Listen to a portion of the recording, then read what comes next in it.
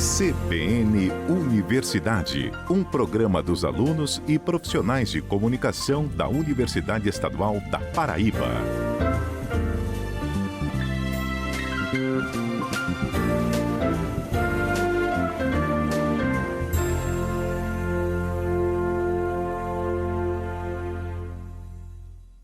Oi pessoal, estamos no ar com o CBN Universidade deste sábado, trazendo o que é notícia na Universidade Estadual da Paraíba. Eu sou Erivaldo Laurindo e junto com Edson Tavares ficamos com você até às 10 horas da manhã com muita informação aqui na 103.5, a rádio que toca notícias.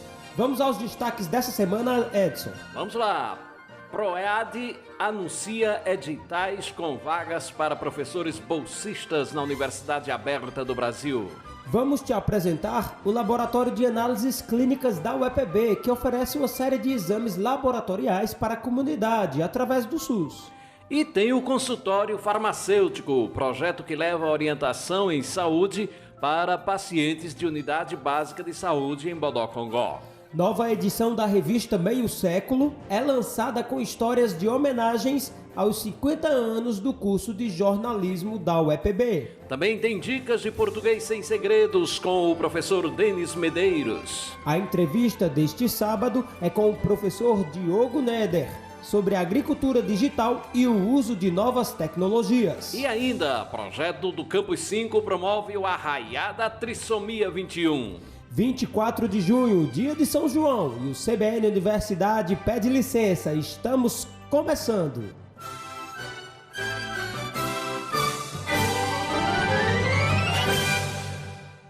Apresentação: Edson Tavares e Erivaldo Laurindo. E iniciamos o nosso programa com oportunidades de bolsa para professores da UEPB pela Universidade Aberta do Brasil. Tem 3 editais abertos, viu, Erivaldo, para a contratação de bolsistas, e as inscrições podem ser feitas até a próxima segunda-feira, dia 26 de junho. As vagas são para lecionar nos cursos de licenciatura em História, Geografia e Letras Português e Espanhol. Os editais prevêem um total de 12 vagas para o curso de Geografia, 14 para Letras e 12 para História. São oportunidades para contratação imediata e de formação de cadastro reserva.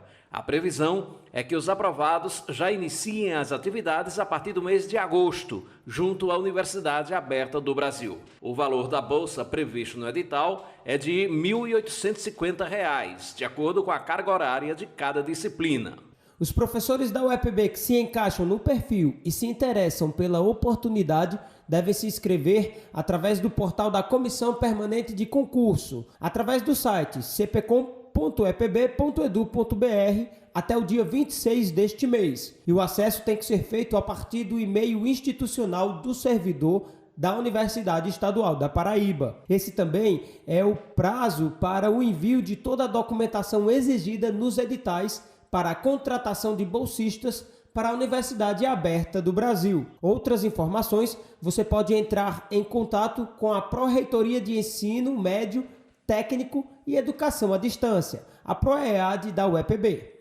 E agora mudamos de assunto para falar que o Departamento de Farmácia da UEPB conta com um laboratório de análises clínicas, o LAC, que tanto serve de prática para os alunos quanto presta um serviço importante à população através do SUS. Qualquer pessoa pode ter acesso aos serviços do LAC. Vamos entender melhor como esse laboratório funciona na reportagem de Litália Barros. O Laboratório de Análises Clínicas da UEPB, o LAC, é um espaço que traz contribuições múltiplas. Tanto atua como ambiente de ensino, aprendizado prático e pesquisa, quanto presta um serviço direto à sociedade. Atualmente, o laboratório realiza exames básicos. O coordenador é o professor Clênio Duarte. Hemograma, parasitológico, sumário de urina, cultura que é a coprocultura de fezes e culturas, de um modo geral, de secreção, certo? De orofaringe, nós realizamos também, nós temos kit aqui para realizar o teste de Covid. O teste de baciloscopia para tuberculose também é realizado no LAC, através do projeto de diagnóstico laboratorial da tuberculose na UEPB. coordenado pela professora Maricelma Ribeiro. É um projeto que está sendo desenvolvido com a parceria dos funcionários do LAC e também a introdução dos alunos, porque entendo que a universidade ela tem que dar um retorno para a comunidade. É uma boa opção a gente fornecer esse tipo de serviço para os pacientes. Os pacientes não precisam de agendamento, porque a tuberculose é uma doença que ela não espera, é uma doença que tem uma certa pressa em diagnóstico, porque o tratamento só pode ser iniciado depois da confirmação laboratorial. Então, o paciente precisa apenas comparecer ao laboratório com a requisição do SUS, onde está sendo solicitada a baciloscopia. O resultado a gente entrega em até 24 horas. O resultado ele vai ser entregue tanto em meio físico, como também no sistema GAL, que é o sistema de gerenciamento, onde a gente digita o resultado e, em casa, ele já pode ver o seu resultado para agilizar o tratamento. No LAC, os alunos do 9º semestre do curso de farmácia fazem o estágio supervisionado em análises clínicas, que é coordenado pela professora Maria Auxiliadora Lins da Cunha.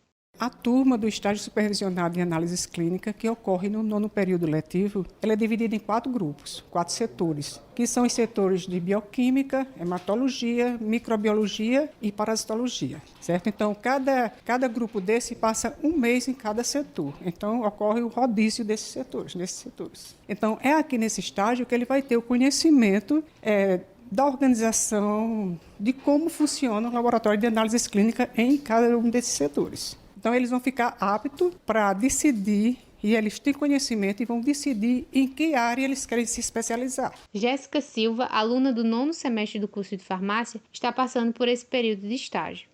Aqui a gente vê tudo na prática, o que a gente aprende na teoria nos outros períodos, né? Então é um estágio assim bem proveitoso, porque além da gente estar inserida aqui na rotina, né, com o LAC, a gente vai aprender diversas técnicas, aprende a manusear os aparelhos de forma correta, fazer pipetagem correta. No 10º semestre do curso de farmácia, os alunos fazem um novo período de estágio, mas dessa vez podem escolher a área. Aqueles que escolhem o laboratório de análises clínicas atuam junto com os técnicos, como explica a farmacêutica responsável do LAC, Catarina Porto. Nós atendemos os pacientes do SUS que vêm até nós e aí fazemos todo o processo de análises clínicas, desde a coleta até a análise de todas as amostras, e os técnicos estão envolvidos em todo o processo. Os alunos participam de todas as etapas e nós, técnicos, fazemos a realização dos exames e damos suporte aos alunos nos estágios e orientações sempre que necessário. Os serviços oferecidos são realizados em parceria com o SUS. O LAC está vinculado ao Departamento de Farmácia, mas trabalha de forma integrada com as clínicas e escolas da UEPB, atreladas aos outros cursos do Centro de Ciências Biológicas e da Saúde, o CCBS. Mas além das demandas encaminhadas pela própria UEPB, outros pacientes podem realizar exames no LAC. O coordenador do LAC, o professor Clênio Duarte, explica como ter acesso ao serviço. Ele tem que passar pelo médico, porque como é que nós vamos saber a pessoa chegar assim, eu quero fazer um parasitológico, uma de urina? Não, ele tem que vir com a requisição que ele passou pelo médico e o médico requisitou, de preferência, né, pelo SUS. O Laboratório de Análises Clínicas da UEPB está localizado no Campus 1, em Campina Grande, no prédio das Três Marias. Litália Barros, para o CBN Universidade. Obrigado, Litália. Seguimos falando da área de saúde da UEPB. É um projeto do Departamento de Farmácia do Campus 1, aqui em Campina Grande, que tem levado orientação em saúde para pacientes de uma unidade básica de saúde da família no bairro de Bodocongó. A previsão é que sejam montados consultórios farmacêuticos em outras UBSs.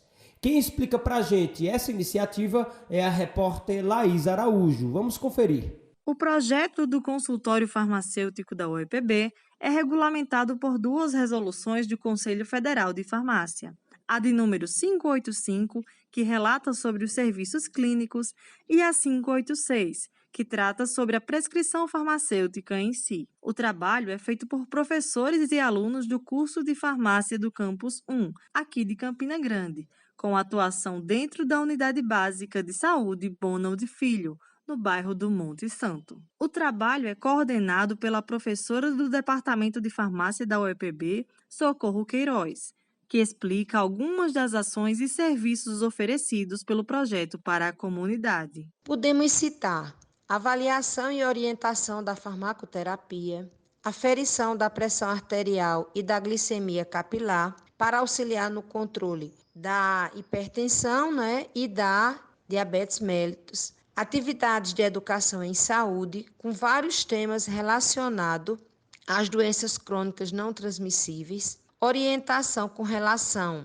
à prescrição de tratamento não farmacológico, o que vem a ser o tratamento não farmacológico. São medidas ou hábitos de vida saudáveis, né, que vão contribuir para o controle da pressão arterial e da glicemia de jejum. Também conseguimos encaminhar os pacientes para a realização de exames laboratórios. Temos a parceria com o LAC da UEPB. Após esses exames realizados, a gente faz as avaliações de dislipidemia, síndrome metabólica, taxa de filtração glomerular, entre outros parâmetros. Além dos serviços preventivos, o consultório farmacêutico também atua na orientação sobre o uso correto de medicamentos, como afirma a professora responsável.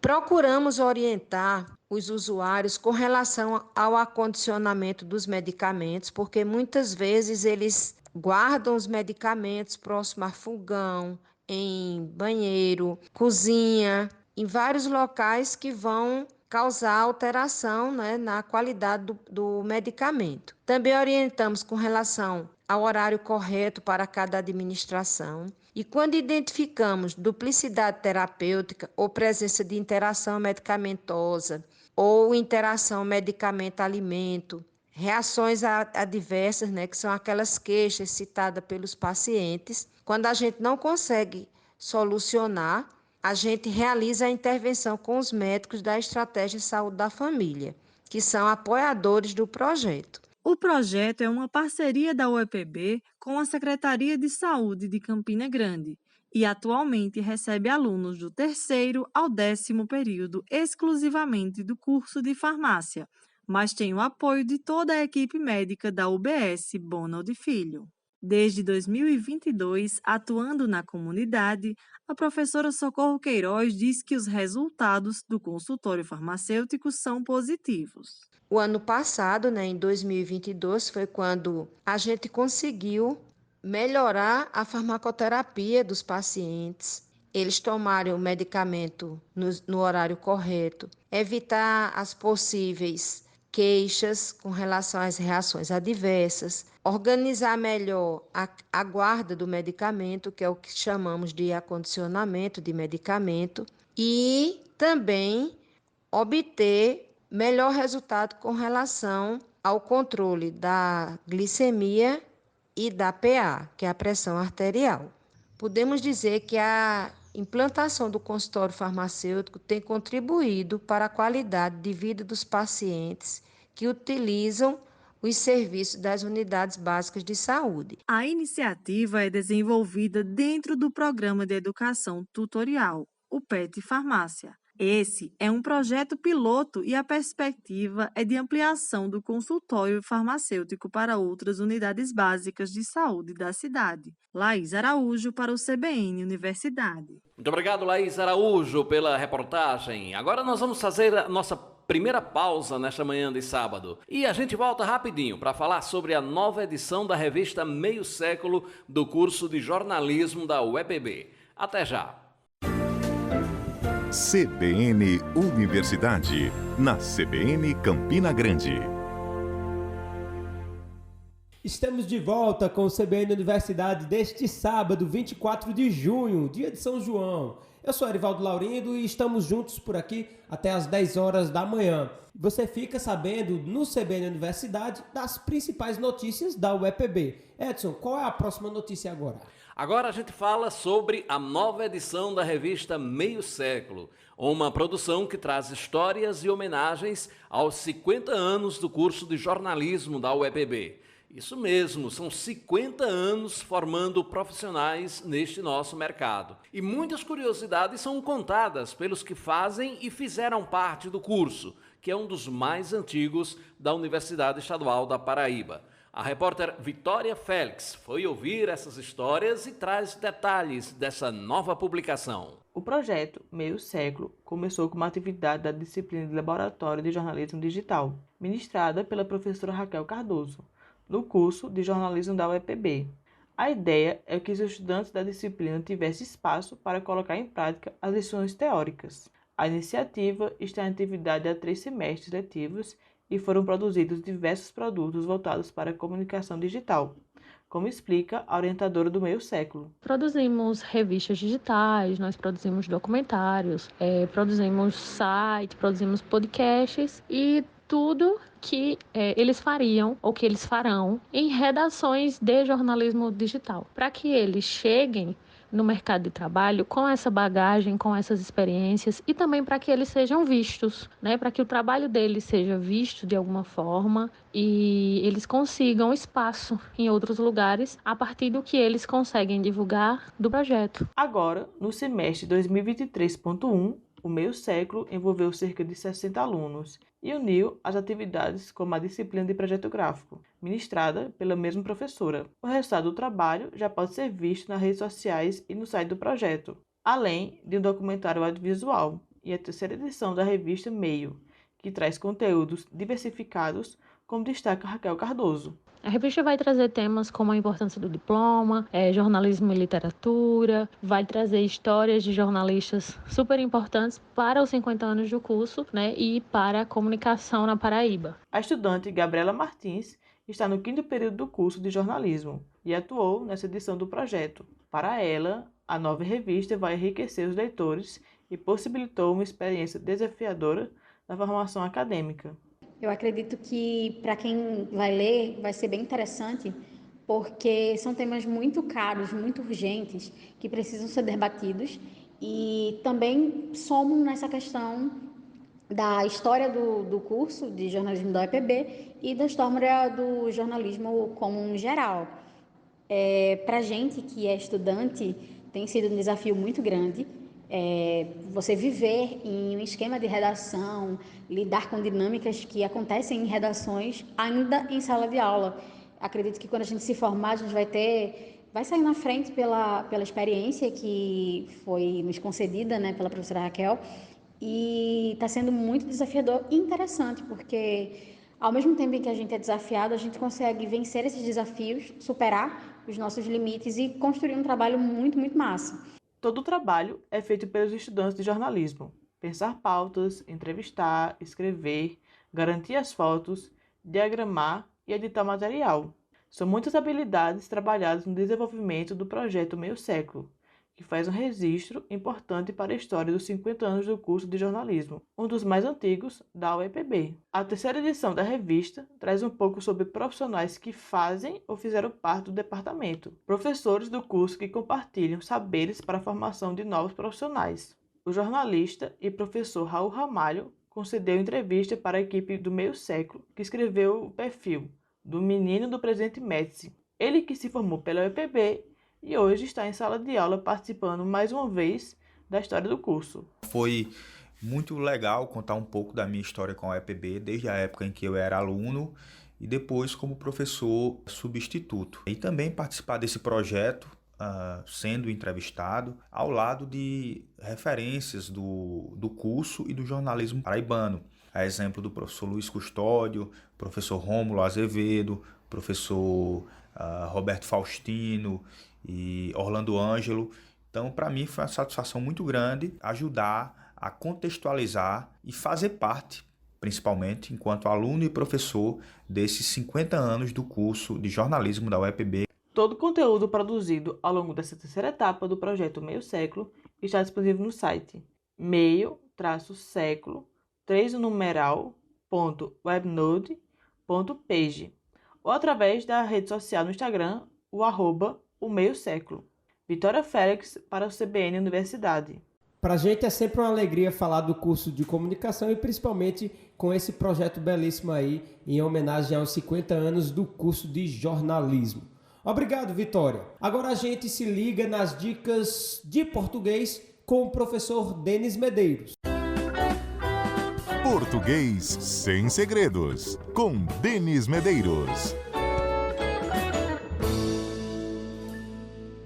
Olá, ouvintes, tudo bem? Hoje vamos falar sobre a concordância verbal, que é o mecanismo gramatical que determina como o verbo deve alterar sua forma para se ajustar ao sujeito da oração. Inicialmente temos a concordância com o sujeito simples. A regra geral é que o verbo concorda com o núcleo do sujeito simples em pessoa, ou seja, primeira, segunda e terceira, e em número, singular ou plural. Por exemplo, nós em poucos dias resolveremos esses problemas. O nós, primeira pessoa do plural, resolveremos primeira pessoa do plural. Já na frase a revelação de casos de corrupção indignou todo o país, a revelação de novos casos de corrupção é o sujeito, o núcleo é a revelação que está na terceira pessoa do singular e, portanto, o verbo indignou também terceira pessoa do singular. Esse é o básico, mas temos algumas especificidades, como por exemplo, quando se trata de pronomes de tratamento. Então, o sujeito, sendo um pronome de tratamento com a forma vossa, o verbo vai ficar na terceira pessoa e não na segunda pessoa do plural. Por exemplo, Vossa Excelência sempre será lembrado.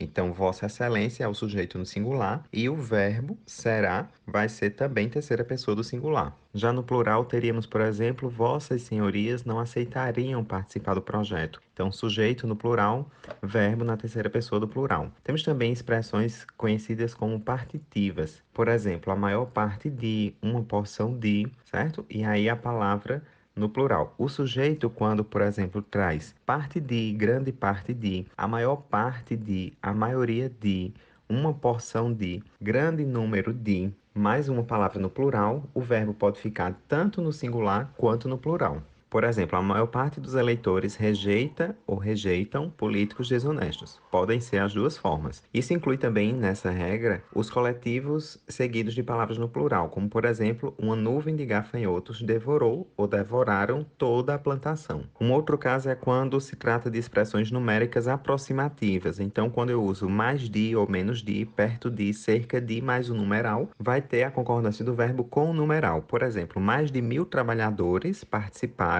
ou seja, participaram concordando com 1.000, da construção desse empreendimento. Mais de um cliente se irritou. Então, estou falando de um cliente se irritou com a demora no atendimento. Então, a concordância sempre com o numeral. E uma última regra para hoje são as expressões que indicam porcentagem. A concordância do verbo com expressões que indicam porcentagem depende da presença ou da ausência de outra palavra depois dessas expressões. Por exemplo, quando o sujeito é uma porcentagem e não vem seguida de outra palavra, vai concordar com o número da porcentagem. Por exemplo, considerando o alto valor do prédio, 8% significam um bom dinheiro. 8 significam. Dentre os empresários consultados, apenas 1% conhece. Então, um singular conhece o projeto. Já quando o sujeito tem a porcentagem mais uma palavra, no singular ou no plural, o verbo vai concordar com a palavra, seja ela no singular ou no plural. Por exemplo, segundo a pesquisa,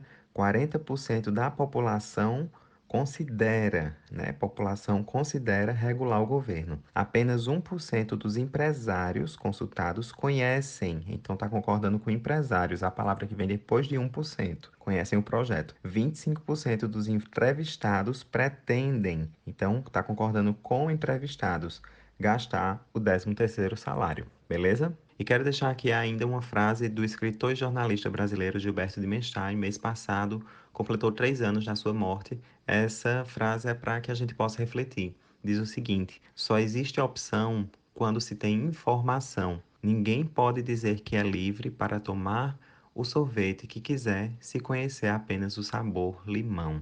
Então é isso, pessoal. Qualquer dúvida, manda para o nosso Instagram, @prof.denismedeiros, Denis com 2 N's, manda para a CBN. Vai ser uma alegria trazer para o nosso encontro aqui o questionamento de vocês. Bom fim de semana e vamos em frente. Obrigado mais uma vez, professor Denis Medeiros. É hora do intervalo do nosso programa. No próximo bloco tem entrevista sobre agricultura digital com o professor Diogo Nerder. Você não pode perder essa oportunidade de falarmos sobre tecnologia na agricultura. Então, fica sintonizado aqui conosco que a gente volta já já.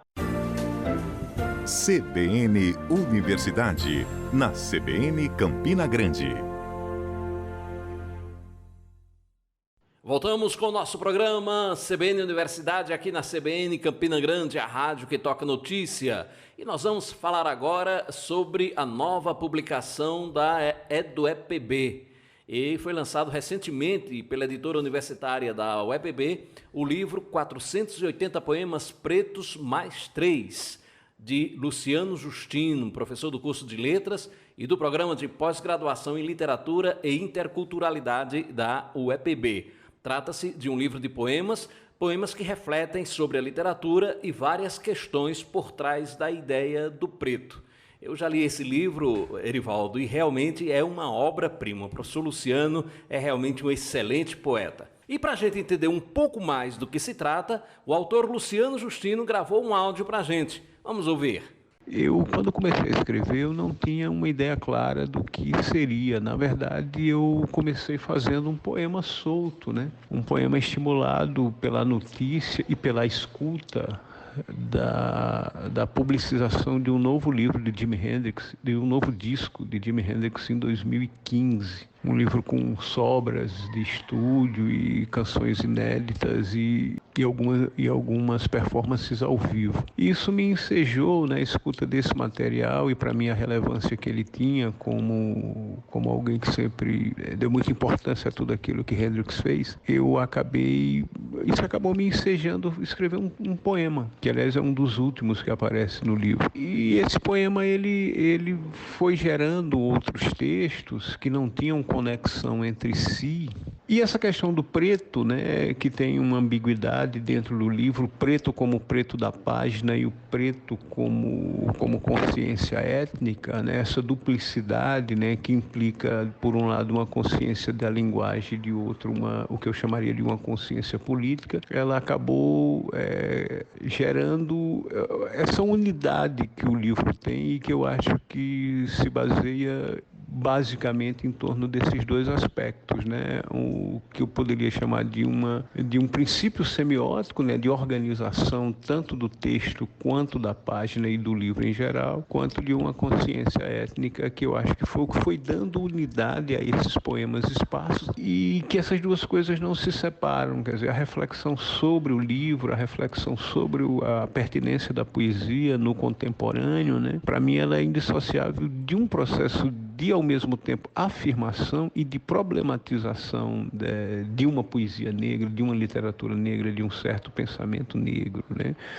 Então, eu acho que da questão da negritude, alguns temas correlatos naturalmente aparecem, como a questão dos processos de estigmatização, os processos de racialização e por conseguinte, de racismo, mas, ao mesmo tempo, a necessidade de uma reflexão até sobre o que é ser negro no Brasil e no mundo contemporâneo. Então, eu acho que é um livro que, sim, em determinados momentos, ele se filia ao que hoje se convencionou chamar de identitarismo. Eu acho que ele também propõe muito mais um debate em torno do que nós poderíamos chamar de um pós-identitarismo, né?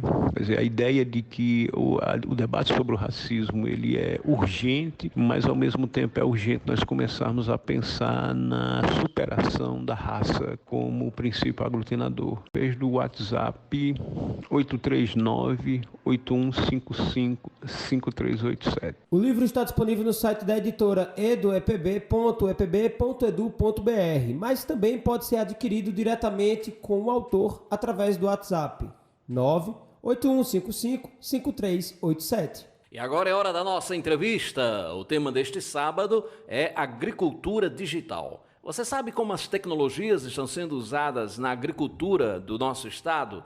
Sobre esse assunto, a equipe do projeto Comunicando Cidades e Universidades, Jornalismo e Informação Intercampus, conversou com o professor Diogo Neder. Ele é professor do Centro de Ciências Agrárias da UEPB, em Lagoa Seca. E a gente traz aqui para você, ouvinte do CBN Universidade. Professor, seja bem-vindo. O que é agricultura digital? Ele é muito utilizado atualmente por empresas e um pouco no meio acadêmico, mas a agricultura digital seria o uso de recursos computacionais, principalmente inteligência artificial, que está crescendo muito agora com os novos modelos, aplicado à agricultura. Então você pode imaginar a agricultura digital como um aplicativo de celular que vai orientar o agricultor na quantidade de adubo que ele vai utilizar, na identificação de pragas, até instrumentos mais avançados, como tratores com sensores, que vão identificar onde estão as pragas, drones que poderão mapear o campo, já tem isso, na verdade, sendo feito no Brasil, mapeando a área como um todo e definindo quais os locais você vai fazer a pulverização de algum defensivo. Então, isso representa menor custo de produção e aumento de lucro e produtividade das lavouras. Mas a agricultura digital seria isso, seria o uso desse universo todo de sistemas computacionais em prol da eficiência agrícola. E aqui na Paraíba, nós já encontramos cultivos com o uso da agricultura digital? Como é que está esse processo? Está ainda em estágio embrionário aqui na Paraíba, sabe? Mas ele poderá avançar muito. Aqui mesmo nós fizemos a compra de um drone aqui no campus. Então esse drone poderá dar origem aos primeiros trabalhos, mas existe trabalhos nesse sentido, mas ainda em estágios iniciais aqui na Paraíba. No Nordeste, em áreas onde o agronegócio realmente está mais desenvolvido, né, como Petrolina, regiões da soja, no Maranhão, e já existe evidências maiores desse uso. A grande questão é que a tecnologia não é barata, então ela se paga a longo prazo, a médio ou longo prazo, mas ela permite eficiência, economia e competitividade. Então esse aqui é o foco que está sendo feito. Aqui na Paraíba ainda nós temos uma agricultura muito de base familiar que não vai fazer um investimento tão grande desse gênero, desse tipo. Então, na implantação aqui na Paraíba seria, eu acho, de competência dos institutos, das universidades de auxiliares. Então, mapeamento de áreas com drones poderiam ser feito pela universidade. Mas, como eu falei, ainda é um campo que está se desenvolvendo. Quem está investindo muito é a iniciativa privada. Professor Neder, na prática, quais são as possibilidades de uso da agricultura digital? Como está o mercado nessa tecnologia? Tem um campo chamado fenotipagem. O que é fenotipagem? A gente faz a fenotipagem e a genotipagem. A fenotipagem é tirar fotos da planta em campo e a genotipagem é analisar ela em laboratório, o DNA. E depois a gente, via modelos de inteligência artificial, a gente cruza os dados. Ou seja, a gente consegue prever, vendo a foto da planta, qual o DNA, qual a estrutura do DNA, os genes que essa planta carrega, como o contrário também. Pelos genes, a gente consegue prever como a planta vai se comportar. Isso a nível de pesquisa científica. Isso já está sendo feito nas universidades e institutos de pesquisa e, como eu falei, empresas. Em termos práticos em campo, então, é feita a instalação de sensores no solo que vão captar tudo. Vão captar a umidade do solo, a temperatura e drones ou fotos aéreas que vão mapear o campo, vendo manchas de solo e vendo ocorrência de pragas. E aí depois, a partir desses dados, eles são jogados no computador, essas informações, e o computador então processa o software e lhe dá como a melhor forma de lidar com aquilo. Ou seja, quais áreas devem ser pulverizadas, qual a adubação em cada área dela, sabe? Então isso se junta muito com uma área que a gente já conhece, que é a agricultura de precisão. Se você tem uma propriedade de 100 hectares, você tem muita variabilidade de solos naquela área. Então, a ideia é você, ao invés de tratar a fazenda como um todo, como se fosse uma unidade homogênea, você divide ela em partes menores e cada parte vai receber o seu tratamento específico. Cada parcela vai receber um tratamento de acordo com aquela característica daquela unidade. Pode ser uma parcela de 100 metros quadrados. Com o uso desses sensores e imagens aéreas, a gente consegue utilizar processamento computacional, inteligência artificial, para fazer isso de forma mais precisa ainda. Então, existem empresas, startups, hoje, que prestam esses serviços. Então, na região centro-oeste e sudeste já existem empresas que prestam esse serviço. Então, o proprietário, o agricultor, contrata e eles fazem o mapeamento, a extração dos sensores e tudo. Além do uso na agricultura, como esse movimento digital tem impactado em outras áreas produtivas, professor? Tem outra área que está sendo muito impactada com isso, que é a parte da agropecuária animal, onde o animal recebe um chip, que é colocado normalmente na orelha, e toda a vida daquele animal é mapeada. Então, onde que ele esteve, a temperatura, a alimentação, o ganho de peso, tudo é registrado nesse chip, nesse identificador, e toda a dieta dele e o ganho de peso é processado. E é como se você realmente fizesse um tratamento personalizado para cada animal. Então, na agropecuária mais avançada, aqui no Brasil, isso está sendo feito. Mas aí, como eu falei, a gente tem essa realidade do agronegócio, investindo cada vez mais para ter ganho de produtividade com menor custo. E nós temos outra realidade, que é a de agricultura familiar, que nesse caso aí seria necessário que o Estado intervisse, as universidades públicas intervissem para poder disponibilizar da melhor forma possível essa tecnologia para eles não ficarem muito para trás e aí você aumentar esse abismo tecnológico. O material completo sobre a agricultura digital e o uso de tecnologias e inteligência artificial na agricultura você encontra no canal Rede UEPB no YouTube. A coordenação desse conteúdo é da jornalista da Codecom, Juliana Rosas. Acesse lá e assiste todo o conteúdo que vem sendo produzido pelo projeto Comunicando Cidades e Universidades, Jornalismo e Informação Intercampus. E antes do intervalo, Erivaldo, deu uma informação rapidinha e voltada especificamente para os servidores da instituição que estão passando por processo de avaliação de desempenho agora no mês de junho. É que o prazo para a realização do processo é até o dia 30 deste mês. Então, você, avaliador, precisa acessar o sistema SAT, que é o próprio sistema de avaliação do técnico administrativo, e responder o formulário de avaliação dos pares.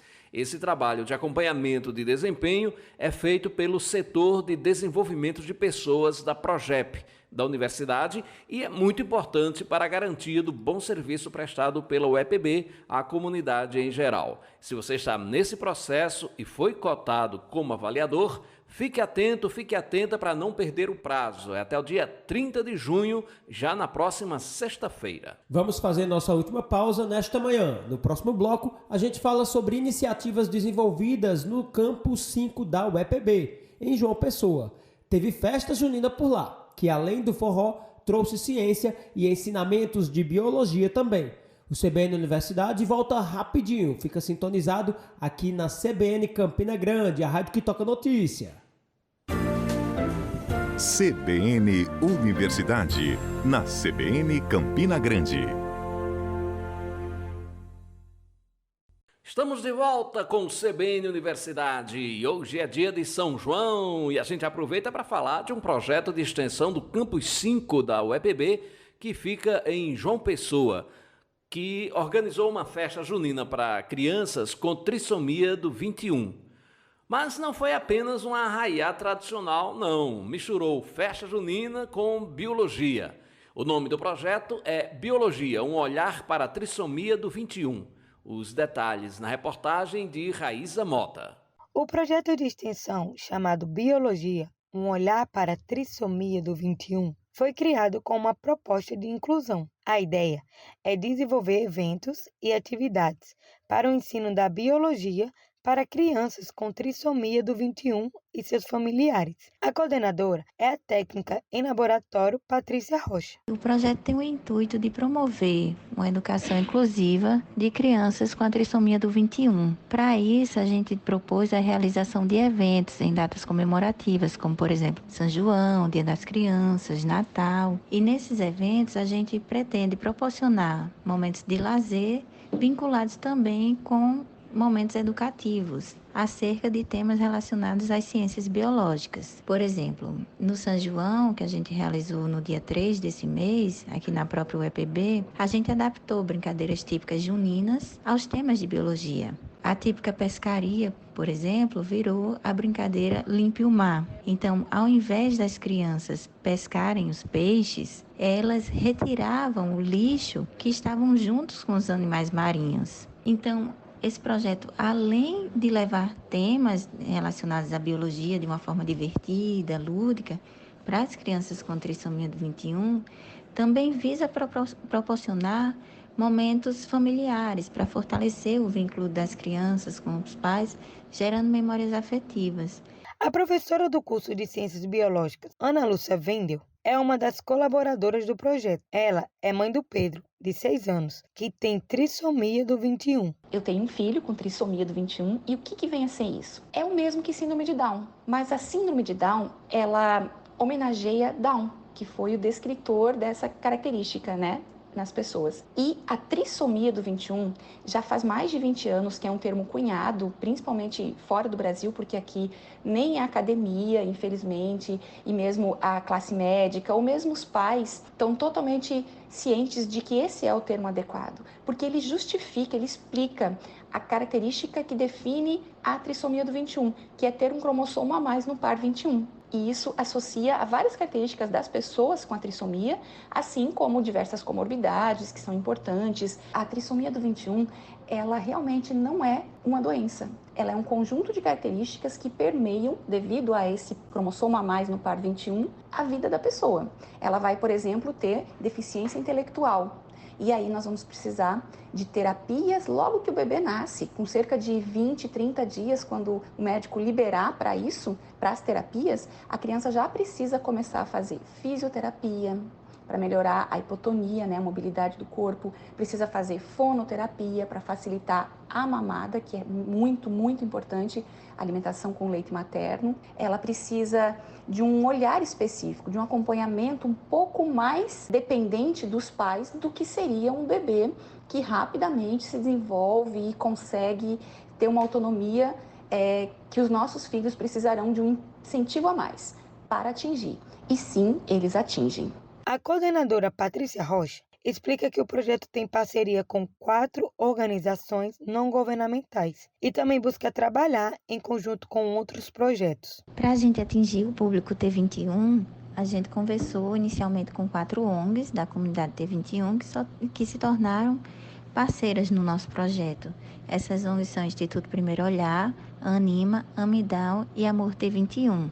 Então, inicialmente a gente está com a parceria com essas 4 ONGs, mas a gente também pretende atingir o público T21 que não esteja ainda acolhido por nenhuma das ONGs. Além das ONGs parceiras, a gente contou também para esse dia do São João com a parceria do projeto PUA, que é um outro projeto de extensão aqui do Campus 5, coordenado pelo professor Paulo Mancada. Ele, juntamente com os alunos dele do projeto, ajudaram a gente a alegrar esse dia com muitas atividades e brincadeiras. Além de colaboradora do projeto, a professora Ana Lúcia também faz parte da diretoria do Instituto Primeiro Olhar, uma das ONGs parceiras. E o que vem a ser o Instituto Primeiro Olhar? É uma ONG que funciona aqui no estado da Paraíba. Nós temos mais de 330 famílias acolhidas no nosso estado e ela foi criada em 2016 por mães, por médicos também, que sentiram essa necessidade de fazer uma rede de troca de informações, né, de apoio para as pessoas que já receberam ou vão receber, né, porque o cariótipo ainda pode ser feito gestacional, o diagnóstico pode ser tido durante a gravidez, né, enquanto a criança ainda não nasceu, mas precisa realmente de um olhar bastante atento para como essa notícia vai ser dada, como essa família vai reagir a uma situação que é muito nova.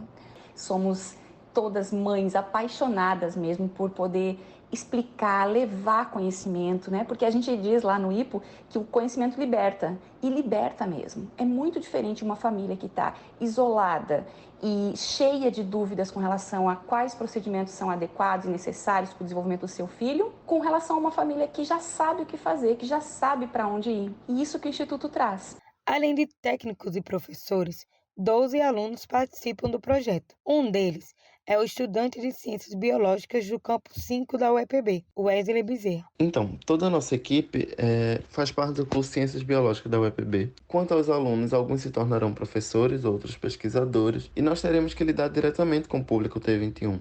Entretanto, muitos profissionais não estão devidamente qualificados para atender crianças atípicas. Isso é um problema, é uma falha do nosso sistema educacional. Logo, projetos universitários que promovem a capacitação dos seus estudantes, como por exemplo o projeto de extensão Biologia, um olhar para T21, contribui com a nossa formação acadêmica profissional, além de auxiliar no desenvolvimento de uma sociedade com profissionais com a visão mais inclusiva. Além de trabalhar com crianças com trissomia do 21, o projeto planeja realizar ações específicas para os pais. Raíza Mota, para o CBN Universidade. Obrigado, Raíza Mota. Para acompanhar as ações do projeto, é só seguir o perfil do Instagram, @biologiat21. E tem mais informação sobre o Campus 5 da UEPB em João Pessoa. É que projetos de é que projetos de extensão do Centro de Ciências Biológicas e Sociais Aplicadas se uniram e estão atuando no processo de alfabetização e letramento para crianças de comunidades carentes da capital do estado. O professor do curso de Relações Internacionais, Alexandre Leite, é coordenador do projeto SACIAR e falou um pouco mais sobre essa iniciativa. O projeto PUA, Projeto Universidade em Ação, junto com o projeto SACIAR, trabalha com ludicidade, palhaçaria e moda e outras atividades que possam causar empoderamento nas pessoas. Letramento é uma das principais. E o SACIAR, que faz um trabalho de assistência, levando alimentação para as comunidades mais carentes. Nós estamos realizando atividades na comunidade Santa Clara, que fica perto do Castelo, em João Pessoa. E a gente tem algumas dificuldades, obviamente, mas tem sido muito gratificante. Nós fomos lá e levantamos as dificuldades que a dona Zéza, que é uma líder comunitária, nos falou a respeito das crianças que estavam com dificuldade na alfabetização, em escrever e tudo mais. Então a gente reuniu algumas alunas. Inicialmente nós fizemos uma atuação de palhaços que é muito representativa para nós, para que eles não nos reconheçam como pessoas rígidas e duras, até porque a alfabetização e o letramento de crianças que estão com algum atraso é bem particular, né? Tem que ser bem delicada. Por isso a gente quer criar uma convivência mais agradável. E a gente conseguiu isso. E posteriormente a aluna Marina, junto com Virna e mais Amanda, estão fazendo um trabalho mais sequenciado lá. Precisam de mais pessoas, inclusive, e estamos executando a yoga com Virna para fortalecer essa possibilidade de acalmar as crianças e estabelecer, então, um trabalho de alfabetização e letramento. Para compreender mais sobre esses projetos de extensão que têm atuado nas comunidades pessoenses, você também pode acessar através das redes sociais mais informações. É só seguir @saciar e também @projeto PUA. Lá no Instagram. Então, muito simples, muito fácil. Segue lá, porque você vai ter mais informações. E com essas iniciativas de transformação social desenvolvidas pela UEPB, nós encerramos o CBN Universidade deste sábado, que teve a apresentação de Erivaldo Laurindo e Edson Tavares. Com reportagens de Laís Araújo, Litália Barros, Vitória Félix e Raíza Mota. Produção de entrevista de Juliana Rosas e equipe do Projeto Intercampus. A edição Isis Coelho e Lucielen Lima, com finalização técnica de Apolo Ricarte. Direção geral de Hipólito Lucena. A gente volta a se encontrar semana que vem aqui na Rádio CBN. Bom São João para todo mundo e cuida dessa saúde, vice Laurindo. Vamos embora. Tá melhor semana que vem. Tchau, tchau. CBN Universidade, na CBN Campina Grande.